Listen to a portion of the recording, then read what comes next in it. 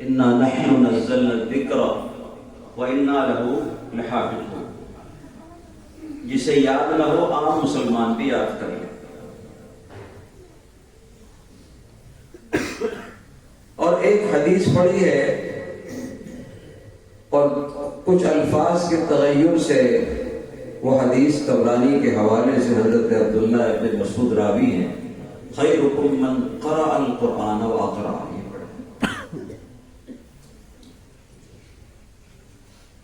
سب سے پہلے تو میں آپ حضرات کو اس جلسے پر اور بچوں کے اس خوبصورت پروگرام پر مسجد کے ذمہ داروں کو، مسجد کے استاذوں کو، تمام معاونین کو اور تمام اس شہر والوں کو مبارکباد دیتا ہوں کہ بچوں نے پروگرام بہت عمدہ پیش کیا. یہ اساتذہ کی محنت ہے اور محلے کے ان احباب کا تعاون اس میں شامل ہے. خاص طور پر مسجد اور مدرسے کے تعاون کرنے والوں میں ہمارے بزرگ سامنے بیٹھے. اس مسجد کے قیام اور اس کی بنا میں، اس کی تعمیر میں انہوں نے بہت بڑا حصہ لیا. اللہ تعالیٰ سب کو اپنی شان عالی کے مطابق جزائے خیر عطا فرمائے. بچوں کا پروگرام اس لیے بھی مجھے اچھا لگا کہ بچوں نے مسائل بتائے.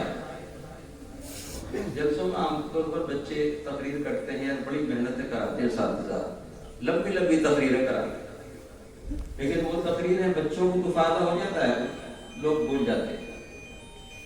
لیکن نماز کے فضائل، فرائض، وضو کے فرائض، غسل کے فرائض، نماز کے شرائط، نماز کے ارکان، وضو کس چیز سے ٹوٹتا ہے، وغیرہ وغیرہ، یہ ایسی چیزیں ہیں جو عام مسلمان کی ضرورت کی چیزیں ہیں اور بہت سے مسلمان بلکہ اکثر مسلمان ان چیزوں سے ناواقف ہیں.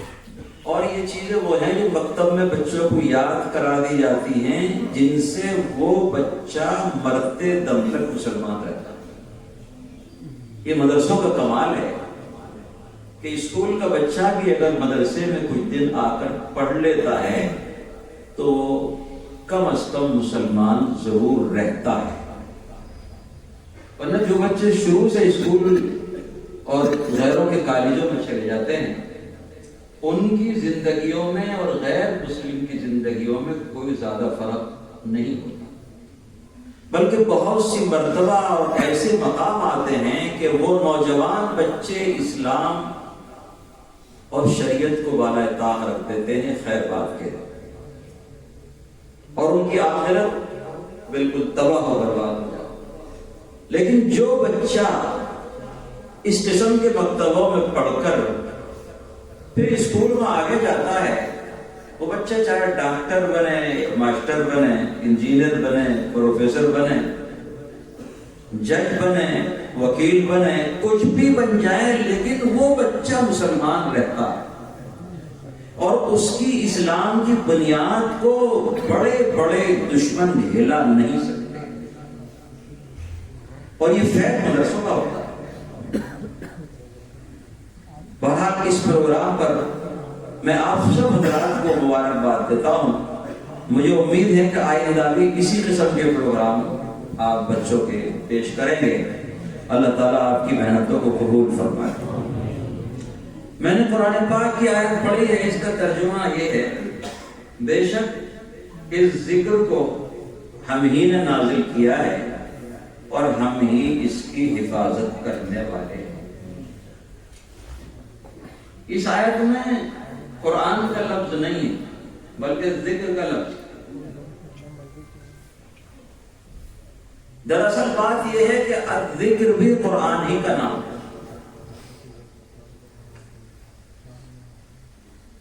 قرآن پاک کے مختلف نام ہیں.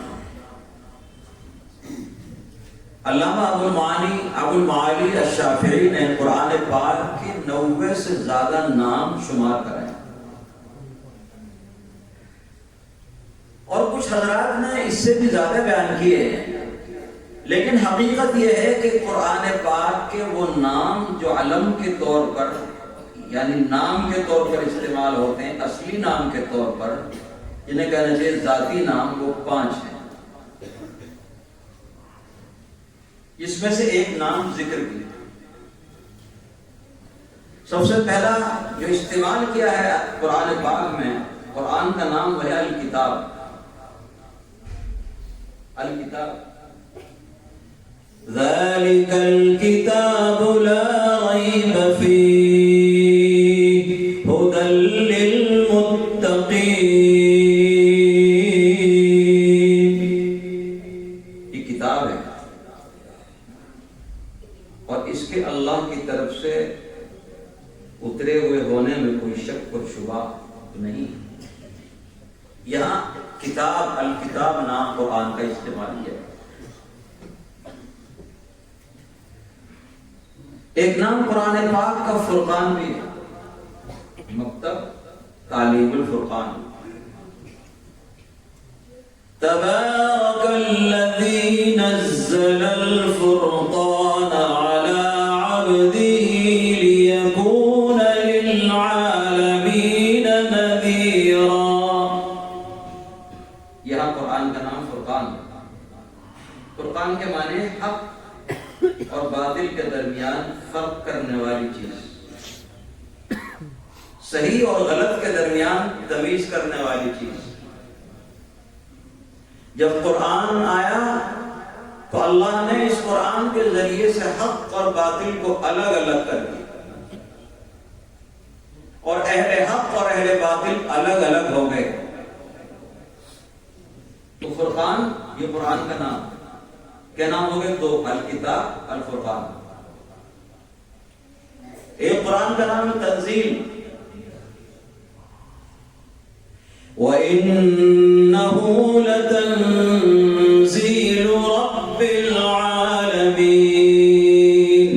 نَزَلَ بِهِ الرُّوحُ الْأَمِينُ عَلَى قَلْبِكَ لِتَكُونَ مِنَ الْمُنذِرِينَ۔ تنزیل کا معنی نازل کی ہوئی کتاب، یہ نازل کی ہوئی کتاب ہے، اور اللہ نے حضور سے فرمایا کہ آپ کے مبارک قلب پر اس کو ہم نازل کر رہے ہیں تاکہ آپ اس کے ذریعے سے لوگوں کو ڈرائیں اللہ کے عذاب سے، آخرت کی گرفت سے، اللہ کی پکڑ سے، جہنم کی آگ سے اور جہنم کی سزاؤں سے، اللہ کی ناراضگی سے آپ ڈرائیں لوگ۔ اور ڈرانا کہاں سے شروع کریں؟ اپنے گھر سے۔ وَأَنذِرْ عَشِيرَتَكَ الْأَقْرَبِينَ، سب سے قریب رشتہ داروں کو کہے۔ تبلیغ یہیں سے شروع ہوتی ہے۔ تبلیغ کے 3 درجے ہیں، ایک اپنے گھر سے تبلیغ، ایک اپنے شہر محلے سے تبلیغ، اور ایک پورا عالم میں تبلیغ۔ آغاز ہوگا اپنے گھر سے، اور جو اپنے گھر سے تبلیغ نہ کرے، ساری دنیا میں تبلیغ کرتا پھرے، اس سے بڑا باولا کوئی نہیں۔ ہمارے گھر کو آگ لگ رہی ہے، ساری دنیا کی آگ بجھاتے ہو، گھر جل رہا ہے۔ اپنے گھر کو دیکھو پہلے۔ چنانچہ آپ صلی اللہ علیہ وسلم نے سب سے پہلے جو ڈرایا ہے وہ اپنے رشتہ داروں کو ڈرایا، اپنے چچاؤں کو، اپنے بھائیوں کو، اپنے عزیز و اقارب کو ڈرایا۔ یہاں سے تبلیغ کا آغاز ہوتا ہے۔ تو یہ تنزیل ہے، قرآن کا نام ہے، اور قرآن کا ایک نام ہے چوتھا الذکر، جو میں نے آیت میں پڑھا، اِنَّا نَحْنُ نَزَّلْنَا الذِّكْرَ وَإِنَّا لَهُ لَحَافِظُونَ۔ اس ذکر کو ہم نے ہی نازل کیا ہے، اور اس کی حفاظت بھی ہم کریں گے، کسی کے بس کی بات نہیں۔ توریت جب آئی موسیٰ علیہ السلام پر، موسیٰ علیہ السلام اس پر عمل کراتے رہے، پڑھتے پڑھاتے رہے۔ حضرت عیسیٰ علیہ السلام پر انجیل آئی، پڑھتے پڑھاتے رہے۔ داؤد علیہ السلام پر زبور آئی، ساری زندگی پڑھا، لیکن جب یہ نبی دنیا سے چلے گئے تو ان کی کتابیں اصلی صورت میں باقی نہ رہ سکتی۔ انجیل تو حضرت عیسیٰ علیہ السلام کے آسمان پر اٹھائے جانے کے بعد 24 گھنٹے بھی صحیح سلامت باقی نہ رہ سکتی۔ توریت کا بھی حال ہوا، زبور کا بھی حال ہوا، صحف آدم اور صحف موسیٰ۔ حضرت مفتی کفایت اللہ صاحب نے لکھا ہے کہ 104 کتابیں اللہ نے چھوٹی بڑی اتاری، 4 کتابیں بڑی ہیں اور 100 کتاب چھوٹی چھوٹی جن کو صحیفے کہتے ہیں۔ تو یہ کتاب آئی اور تبدیلی کا شکار ہو گئی۔ سوال پیدا ہوتا تھا کہ قرآن آ رہا ہے، یہ بھی باقی رہے گا نہیں رہے گا؟ اللہ نے فرمایا اس کو نازل کرنے کے ساتھ اس کی حفاظت کی ذمہ داری بھی ہم لے رہے ہیں۔ توریت، زبور، انجیل، صحف آدم، صحف موسیٰ، ان کی حفاظت کی ذمہ داری اللہ نے اپنے ذمہ نہیں لی تھی، بلکہ ان کی حفاظت کے لیے انبیاء کو ذمہ دار بنا دیا تھا۔ انبیاء حفاظت کرتے رہے، اور جب انبیاء چلے گئے تو ان کے صحابہ نے حفاظت کی۔ یا نتیجہ یہ ہوا کہ ان کی حفاظت سے وہ کتابیں نکل گئیں اور تحریف اور تبدیلی کا شکار ہو گئی۔ اللہ نے فرمایا یہ قرآن، اس کو ہم اتارنے والے اور اس کی حفاظت بھی ہم کریں گے، کسی اور کے بس کی بات نہیں۔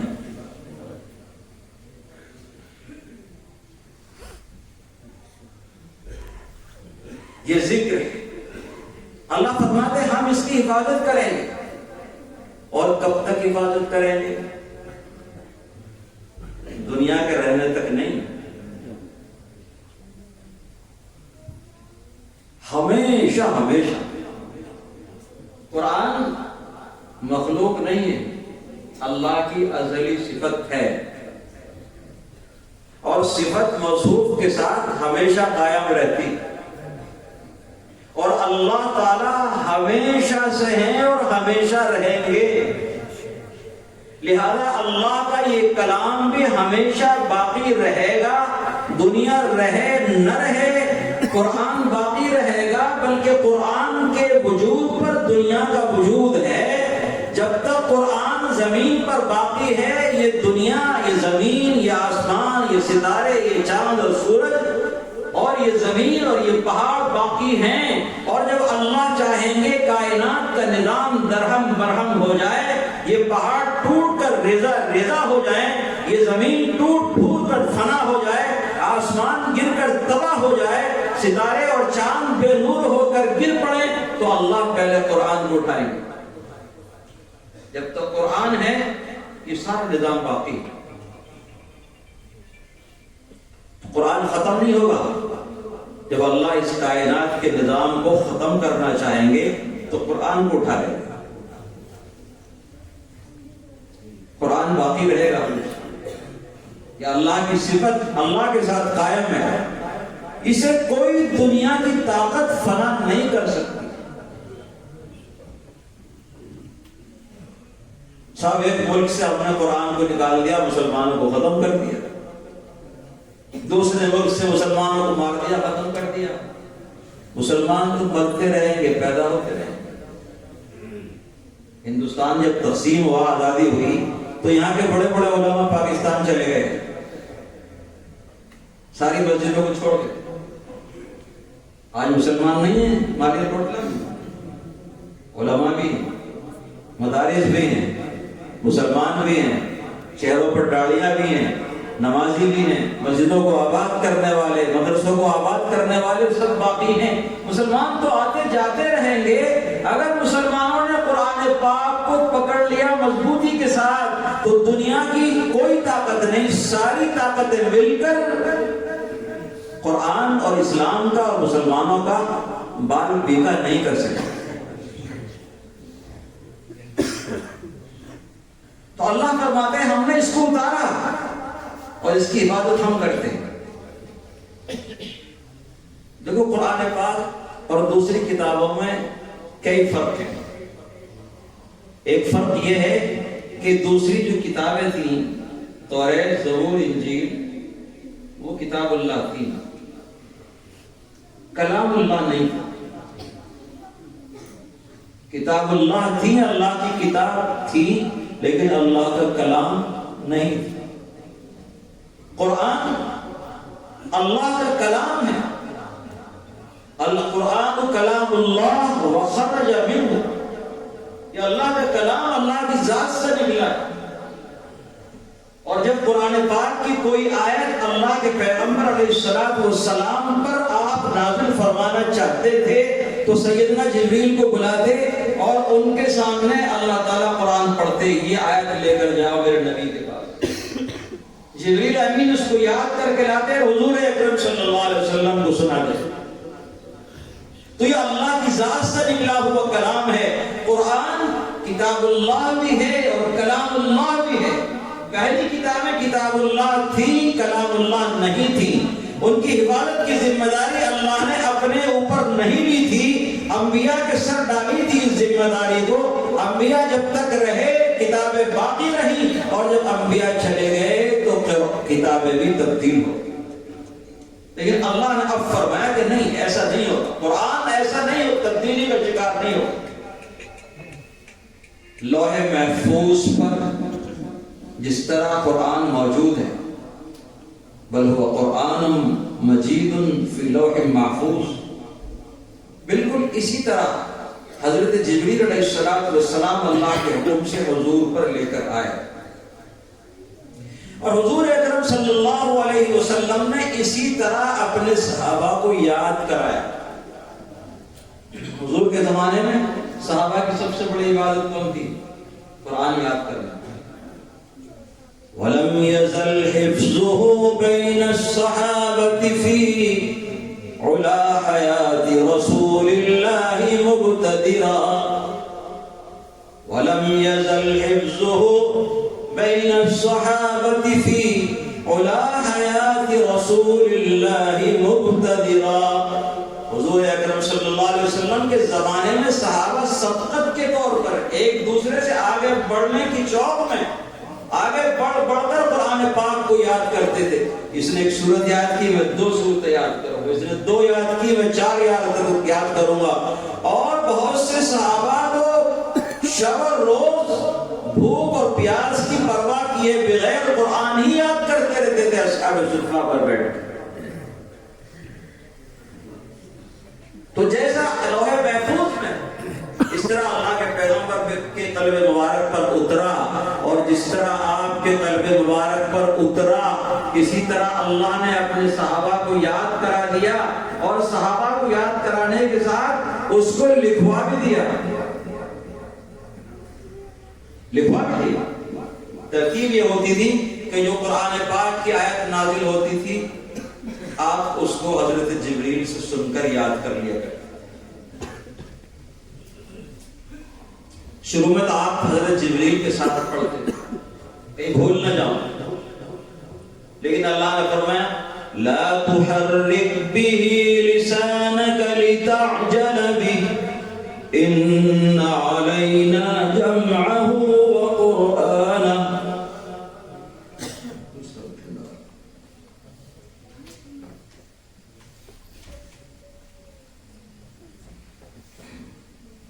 اللہ نے فرمایا آپ جلدی مت پڑھیے، بھولیں گے نہیں.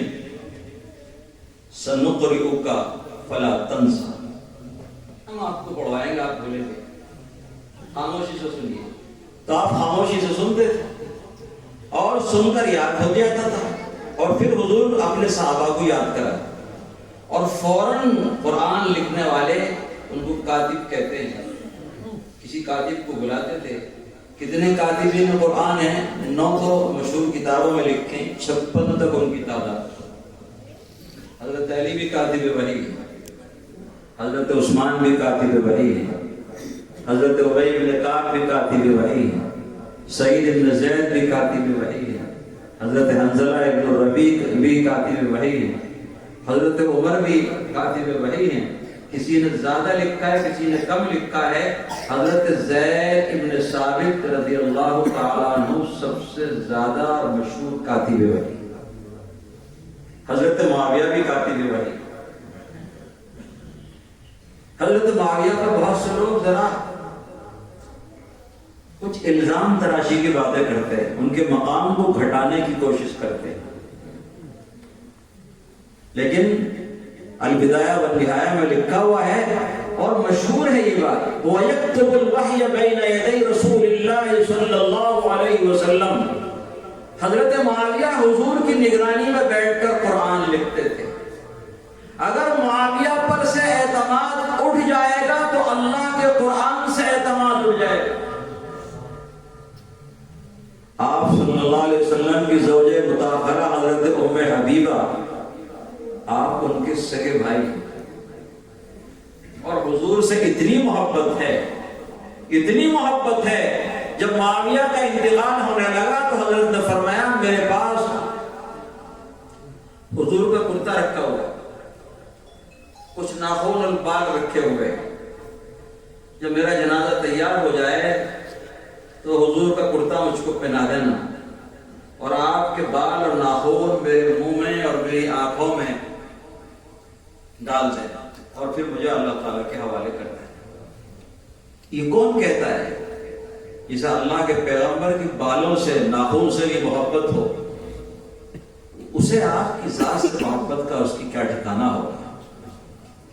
معاویہ بھی کاتب ہے تو بہرحال کاتبین وحی کو بلاتے تھے اور لکھوایا کرتے تھے. آپ صلی اللہ علیہ وسلم نے اپنی زندگی میں سارا قرآن صحابہ کو یاد کرایا.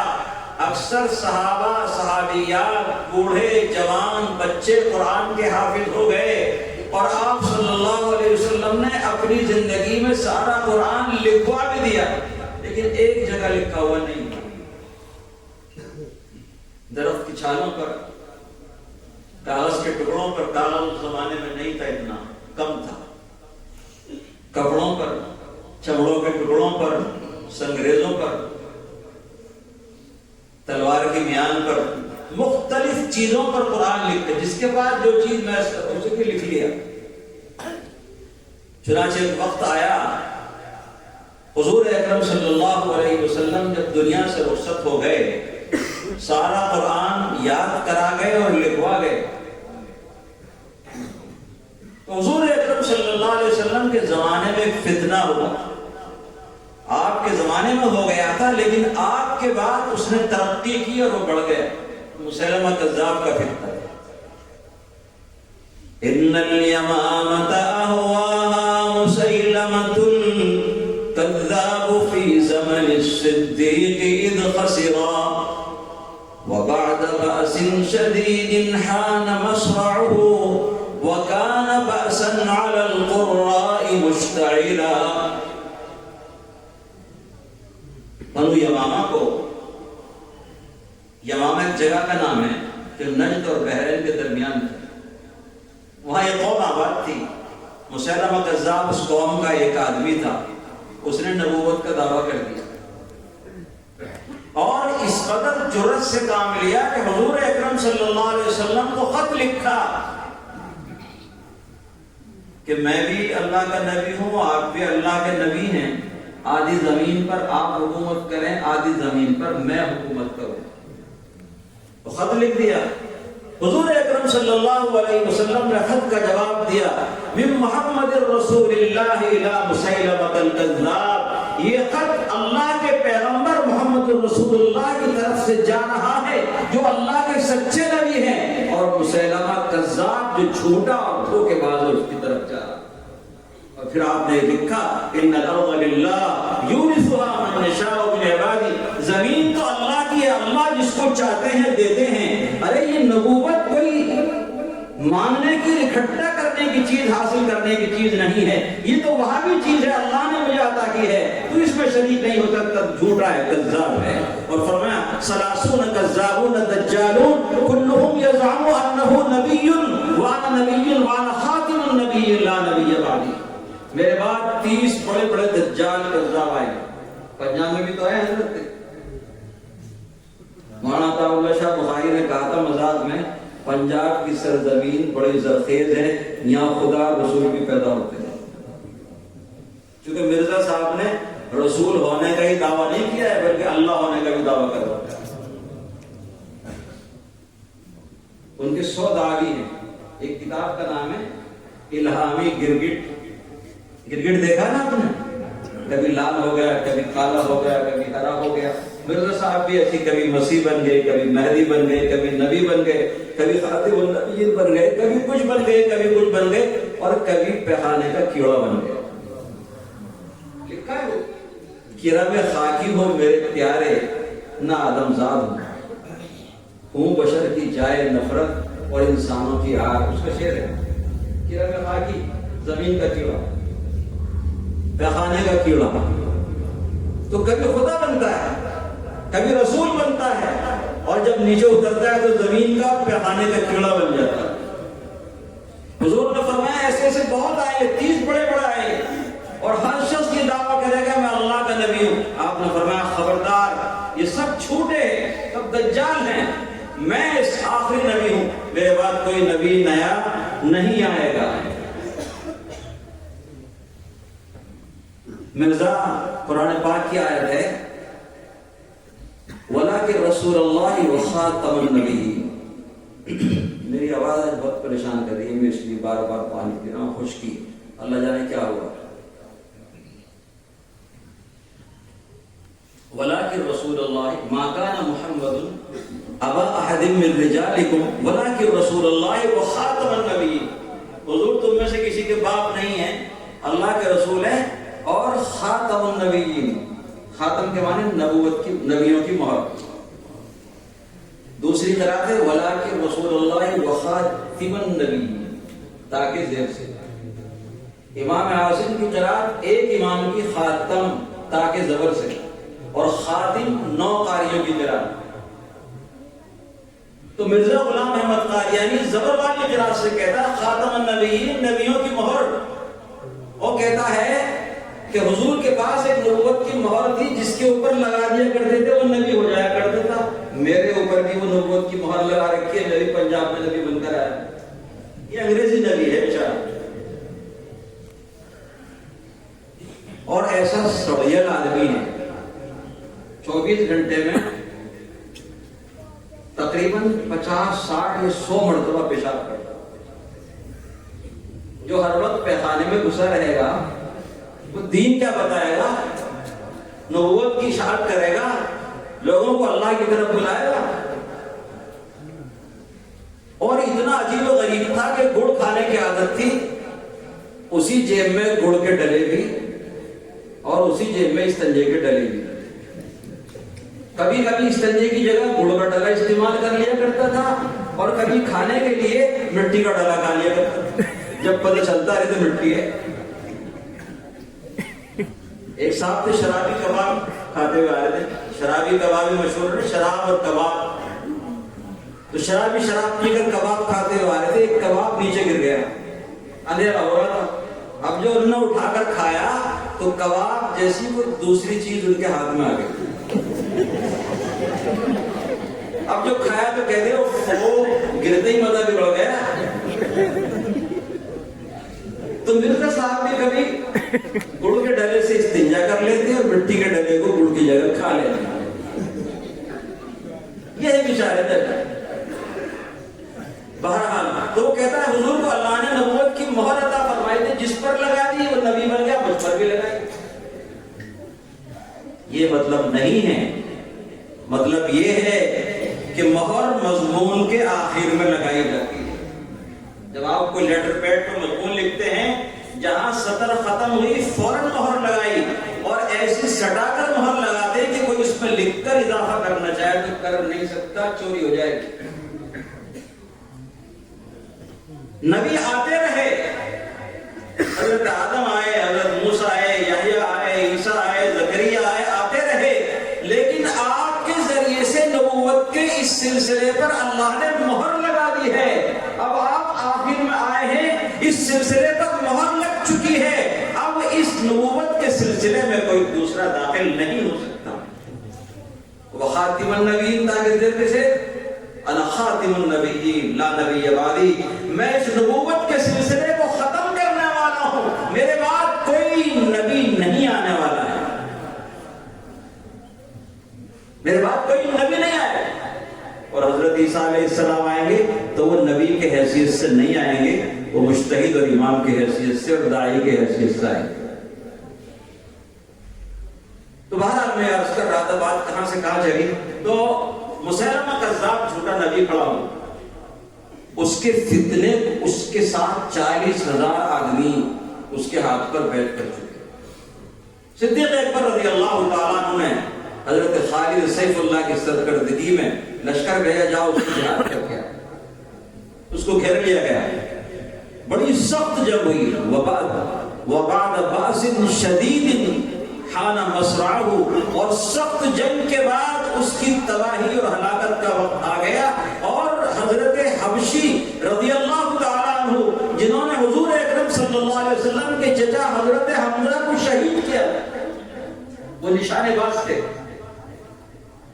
حضور نے ان کا اسلام قبول کر لیا تھا اور فرمایا تھا کہ وحشی میرے سامنے مت آنا, ورنہ تمہاری شکل دیکھ کر مجھ کو چچا کا غم حرام ہو جائے گا اور فیضان نبوت رک جائے گا, لہذا تم یہاں سے چلے جاؤ. تو حبشی چلے گئے تھے اور اس انتظار میں تھے کہ میں نے اسلام کے ایک شیر کو مارا ہے, کسی کفر کے بڑے شیر کو بھی ماروں گا. اب موقع ہاتھ آیا, مسیلمہ کذاب بچ کے بھاگ رہا تھا. حضرت حبشی نے وہی نیزہ اس کے انداز کا مارا اور مسیلمہ کذاب ڈھیر ہو گئے. 28,000 اس کے ساتھی مارے گئے. لیکن مسلمانوں کا ایک بہت بڑا نقصان ہو گیا. 1,000 سے زیادہ صحابہ, تاریخ اسلام کی روایت کے مطابق 1700 صحابہ, جو آج تک کا سب سے بڑا نقصان تھا, وہ اس جنگ میں شہید ہو گئے. اور 700 وہ صحابہ تھے جن کے پاس قرآن لکھا ہوا بھی موجود تھا. 700 صحابہ شہید ہو گئے. حضرت عمر رضی اللہ تعالیٰ عنہ حضرت صدیق اکبر کے پاس آئے اور عرض کیا کہ امیر المومنین, قرآن پاک کی حفاظت کا انتظام فرمائیے, کہیں ایسا نہ ہو کہ جنگوں کا سلسلہ طویل چلے اور ہمارے صحابہ قرہ اور حفاظ مارے جائیں, شہید ہو جائیں اور قرآن ہمارے ہاتھ سے چلا جائے, لہذا لکھ کر اس کا انتظام فرمائیے. چنانچہ حضرت صدیق اکبر نے کہا کہ یہ کام میں کیسے کر سکتا ہوں جس کو اللہ کے پیغمبر نے نہ کیا اور نہ کرنے کا حکم دیا. لیکن حضرت عمر فرمانے لگے, واللہ هو خیر, واللہ هو خیر, اے امیر المومنین یہ بھلائی کام ہے, قرآن پاک کی حفاظت ضروری ہے. حضرت صدیق اکبر کے سینے کو اللہ نے کھول دیا. حضرت زید کو بلایا. حضرت زید کاتبین وحی میں سب سے مشہور تھے اور علم و فضل میں تمام صحابہ میں فائق تھے. موسیٰ جار اللہ فرماتے ہیں تمام صحابہ کا زید کے نام پر قرآن جمع کرنے کے لیے اتفاق کرنا یہ اس بات کو بتا رہا ہے کہ زید سے بڑا کوئی عالم صحابہ میں نہیں تھا اور عمر 20 سال قرآن جمع کرو. زید فرماتے ہیں کہ اگر یہ لوگ مجھے ایک پہاڑ کو دوسری جگہ منتقل کرنے کے لیے بات کہتے تو میرے لیے مشکل نہیں تھا, لیکن قرآن کے جمع کرنے کی بات میرے لیے انتہائی مشکل تھی. لیکن یہ دونوں اصرار کرتے رہے. حضرت زید قرآن پاک کے جمع کرنے کے لیے جمع تیار ہو گئے اور صحابہ میں اعلان کر دیا کہ جس کے بعد جو قرآن لکھا ہوا ہے وہ لے کر آئے, اور 2 صحابی گواہ بھی بنا کر لائے. گواہ لے کر آئے کہ حضور کے سامنے ان 2 گواہوں کی موجودگی میں میں نے یہ قرآن لکھا ہے. صحابہ لاتے رہے قرآن اور قرآن جمع ہو گیا. یہ جمع اول حضور کے زمانے میں تھا مگر ایک جگہ نہیں تھا. یہ جمع ثانی دوسری مرتبہ جمع ہے جو صدیق اکبر کے زمانے میں جمع ہوا, اور تیسری مرتبہ حضرت عثمان کے زمانے میں پوری امت کو ایک قرآن پاک کے نسخے پر جمع کر دیا گیا. اس کی بہت تفصیل ہے, بہت دیر ہو جائے گی, اس لیے میں اس تفصیل میں جانا نہیں چاہتا. میں اب بات کو سمیٹتا ہوں. میں یہ بات عرض کر رہا تھا کہ قرآن پاک کے 5 نام, الذکر, الکتاب, الفرقان اور التنزیل, یہ 4 ہو گئے. 5واں نام باقی ہے جس کا نام ہے قرآن. قرآن پاک میں 61 مقام پر آیا, 61 جگہ, 60 پر ایک جگہ. اور یہ قرآن کا سب سے مشہور نام, ساری دنیا اس کو جانتی ہے. قرآن کے معنی پڑھی جانے والی کتاب, سب سے زیادہ پڑھی جانے والی کتاب. آج دنیا میں قرآن سے زیادہ پڑھی جانے والی اور چھپنے والی کوئی دوسری کتاب نہیں. کفار نے کہا تھا نا شور مچاؤ، صدیق اکبر قرآن پاک پڑھتے تم بھی شور مچاؤ، عمر پڑھتے تم بھی شور مچاؤ، ان کی آواز دب کر رہ جائے گی، تمہاری آواز غالب آ جائے گی. وقال الذين كفروا لا تسمعوا لهذا القرآن والغوا فيه لعلكم تغلبون. اس قرآن کو مت سنو، شور مچاؤ، تمہاری آواز غالب آ جائے گی، قرآن مغلوب ہو جائے گا. اللہ فرماتے ہیں اس کا نام قرآن ہے، یہ پڑھی جانے کے لیے کتاب آئی ہے، یہ تمہارے شور مچانے سے دب نہیں جائے گی. ساری دنیا شور مچائے، آج بھی مدار مچا رہی ہے. اور چودھری صاحب امریکہ میں بیٹھے ہوئے کہتے ہیں قرآن پاک دہشت گردی سکھاتا ہے، اسے بند کرو بند کرو بند کرو. اور انہوں نے ایک دوسرا قرآن ابھی چند سال پہلے چھاپ دیا جس کا نام الفرقان ہے، اور اس میں سے وہ آیتیں جو جہاد کی، قتل و قتال کی، سارے نکال دی اور ایک نیا قرآن کا ایڈیشن چھاپ دیا اور کہتا اب یہ اصلی قرآن ہے قول محمد، قول خدا، فرمان نہ بدلا جائے گا، بدلے گا زبان اللہ مگر قرآن نہ بدلا جائے گا. قرآن کا ایک ایک لفظ کا ایک ایک حرف اور حرف کا ایک ایک شوشہ اور گوشہ جس طرح نبی کریم صلی اللہ علیہ وسلم کے زمانے میں محفوظ تھا، جس طرح اللہ کے لوح محفوظ میں محفوظ ہے، آج بھی اسی طرح باقی ہے اور باقی رہے گا. ساری کائنات مل کر قرآن کے ایک لفظ ایک حرف میں تبدیلی نہیں کر سکتی. تم چاہو تو اسپتالوں پر بمباری کر سکتے ہو، تم بمباری کر کے پہاڑوں پر آگ لگا سکتے ہو، تم آبادیوں کا خاتمہ کر سکتے ہو، لیکن قرآن کا ایک لفظ بدلنا چاہو تو تمہاری طاقت سے باہر ہے. اس لیے کہ اللہ کا حفاظت کا وعدہ اِنَّا نَحْنُ نَزَّلْنَا الذِّكْرَ وَإِنَّا لَهُ لَحَافِظُونَ. اس قرآن کو ہم اتارنے والے ہیں، ہم ہی اس کی حفاظت کرنے والے ہیں. ساری طاقت مل کر اس کا کوئی نقصان نہیں کر سکتی. اور یہ قرآن پڑھے جانے کے لیے آیا ہے. اس کو کالے بھی پڑھیں گے، اس کو گورے بھی پڑھیں گے، اس کو پنجاب کے لوگ بھی پڑھیں گے، ہندوستان کے لوگ پڑھیں گے، عرب کے لوگ بھی پڑھیں گے، عجم کے پڑھیں گے، بوڑھے بھی پڑھیں گے، جوان بھی پڑھیں گے، عورتیں بھی پڑھیں گی، مرد بھی پڑھیں گے، اور مسلمانوں کے علاوہ بہت سے غیر مسلم بھی پڑھیں گے. ہدایت تو اللہ نے جس کے دل میں نصیب میں رکھی ہے اس کو ملے گی، لیکن وہ لوگ بھی پڑھیں گے. اور یہ پڑھے جانے کے لیے آئی ہے، تم سے دبانے کے لیے، تمہارے دبانے سے یہ قرآن دب نہیں جائے گا، اس کی آواز ختم نہیں ہو جائے گی. اس لیے سمجھو ساری دنیا والوں، تمہارا وجود قرآن کے وجود پر باقی ہے. اگر قرآن نہیں رہے گا اور اللہ کے قرآن کو اٹھائیں گے تو پہلے ساری کائنات کو فنا کر لیں گے. قرآن کو اٹھائیں گے ساری کائنات کو فنا کر دیں گے. جب تک قرآن ہے یہ کائنات کا نظام باقی ہے، اور جب قرآن اٹھا دیا جائے گا کائنات کا نظام درہم برہم ہو جائے گا. اللہ کو اس سب کی ضرورت نہیں.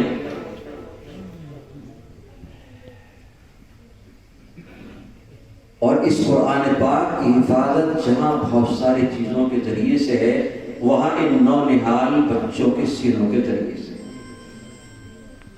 کاغذ کے ذریعے سے قرآن پاک کی حفاظت نہیں ہو سکتی. سارے کاغذ کے قرآن پاک جلائے جا سکتے ہیں، اور انگریز نے جلائے، دریا میں بہائے جا سکتے ہیں، لیکن جن کے سینوں میں قرآن ریکارڈ ہے، محفوظ ہے، انہیں کیسے کھوچا جا سکتا ہے؟ اور ایک بات اور سمجھو یہی، جب قرآن کو ان کے سینوں سے نہیں مٹایا جا سکتا اور ان سینوں کے ذریعے سے اللہ نے قرآن کی حفاظت کی ہے، تو ان سینوں کی اللہ پہلے حفاظت فرمائے. آپ جس تجوری میں خزانہ رکھتے ہیں پہلے اس تجوری کی حفاظت کرتے ہیں، اسے سڑک پر روڈ پر نہیں ڈال دیتے، اس کو نہایت اہتمام کے ساتھ رکھتے ہیں. اللہ نے جن کے سینوں میں قرآن کو محفوظ کیا ہے، یہ اللہ کے کلام اور اللہ کے خزانے کی تجوریاں ہیں. جب تک قرآن کو اللہ کو باقی رکھنا ہے، یہ سینے بھی باقی رہیں گے اور ان کا کوئی نقصان نہیں کرے گا. اس لیے مسلمانوں اپنے بچوں کو حافظ بناؤ، اپنے آپ کو قرآن سے جوڑو. قرآن پاک پڑھانے والوں سے جوڑو، علماء سے جوڑو، مدارس سے جوڑو۔ آج ان مدارس کے ذریعے سے اسلام محفوظ ہے۔ اگر مدارس نہ ہوتے تو ہندوستان اندلس اور اسپین بن چکا ہوتا، لیکن ان مدارس نے، ان علماء نے، ان بزرگوں نے ایسی ایسی قربانیاں دی ہیں کہ آج صرف ہندوستان سے جتنے حافظ پیدا ہوتے ہیں اور جتنے عالم پیدا ہوتے ہیں اور جتنے فقیہ پیدا ہوتے ہیں، سارے عرب ملکوں سے نہیں پیدا ہوتے۔ یہ کھٹکتا ہے لوگوں کی نظر، لیکن اللہ جس ملک سے اور جن شخصیتوں سے جو کام لینا چاہتے ہیں اسے کوئی روک نہیں سکتا، اور جب تک اللہ چاہیں گے کام لیتا رہے گا۔ آج مدارس اور مسلمان دہشت کے عالم میں حالات انتہائی خراب ہیں، لیکن خراب حالت میں بھی اللہ کی طاقت سب سے اونچی ہے۔ اللہ چاہیں گے اور جب تک اللہ چاہیں گے حفاظت کرائیں گے۔ ہمارا کام یہ ہے کہ ہم حفاظت کرتے رہیں، مدارس سے اور قرآن سے جڑے رہیں۔ اگر خدا نہ خواستہ ہم سب بھی ختم کر دیے گئے تو ہماری ذمہ داری ختم، ہم اللہ کے یہاں جواب دہ نہیں ہوں گے۔ ہمارے پاس عذر ہوگا کہ اللہ ہم کمزور تھے، ہم نے آپ کی مسجدوں کی، آپ کے مدرسوں کی حفاظت کی، لیکن ہمارے ہاتھ میں طاقت اور قوت نہیں تھی، لہذا یہ کام ہم نہ کر سکے، ہم اللہ کے یہاں معذور ہوں گے۔ لیکن جب تک جان میں جان ہے قرآن کی حفاظت کرنے کی کوشش کریں گے، مدارس کو طاقتور بنانے کی کوشش کریں گے، مساجد کو آباد کرنے کی کوشش کریں گے۔ مسلمانوں تمہارے مسائل اس مسجد سے حل ہوں گے، مسلمانوں تمہارے مسائل اس قرآن سے حل ہوں گے، مسلمانوں تمہارے مسائل ان علماء سے حل ہوں گے۔ اگر ان کو تم نے چھوڑ دیا تمہارا دین اور ایمان خطرے میں پڑ جائے گا۔ اگر تمہیں اپنے دین کی حفاظت باقی رکھنی ہے، اگر تمہیں اسلام کو باقی رکھنا ہے تو مدارس کی حفاظت کرو، دین کے جتنے سلسلے ہیں ان سب کی حفاظت کرو، اور اپنے آپ کو فنا کر دو۔ یہ نہ سمجھو یہ میرا ہے، یہ اس کا ہے۔ دین کا کام مستقل ایک کام ہے، اس میں پارٹیاں بنا کر اسے کمزور کرنے کی کوشش نہ کرو۔ اگر آپ کے پاس دوسری جماعت کا کوئی دین کا کام کرنے والا آ جائے اس کا احترام کرو، اس کے کام میں تعاون کرو۔ تفاضل سے کام نہیں چلے گا، تعاون سے کام چلے گا۔ ایک جماعت دوسری جماعت کی معاونت اور مدد کرے گی، یہ کام مضبوط ہوگا۔ اور اگر تم اس چکر میں آئے میں افضل میں افضل میں افضل، تو کوئی بھی افضل نہیں، سب کا نقصان ہو جائے، ہماری کوئی حیثیت نہیں۔ یہ اللہ کا کرم ہے کہ اللہ نے ہمیں استعمال کر لیا۔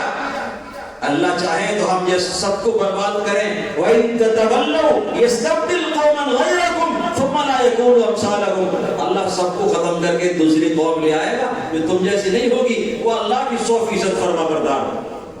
اس لیے اللہ کا شکر ادا کرو، اللہ نے ہمیں اس کے لیے قبول فرما لیا ہے۔ اور یہ کوشش کرو اور دل میں یہ خیال رکھو کہ دین کا جتنا کام ہوا ہے ہمارے بڑوں نے کر دیا ہے، دین کا جتنا کام ہوا ہے ہمارے بڑوں نے کر دیا ہے، اور جتنا کم ہو رہا ہے اور قصور ہے اس میں ہماری کمی ہے، ہم اس کمی کو پورا نہیں کر سکے۔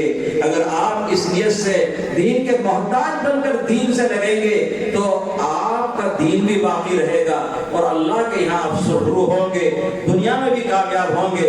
اللہ تعالی ہم سب کو ان مختصر سی باتوں پر عمل کرنے کی توفیق عطا فرمائے۔ وآخر دعوانا الحمدللہ۔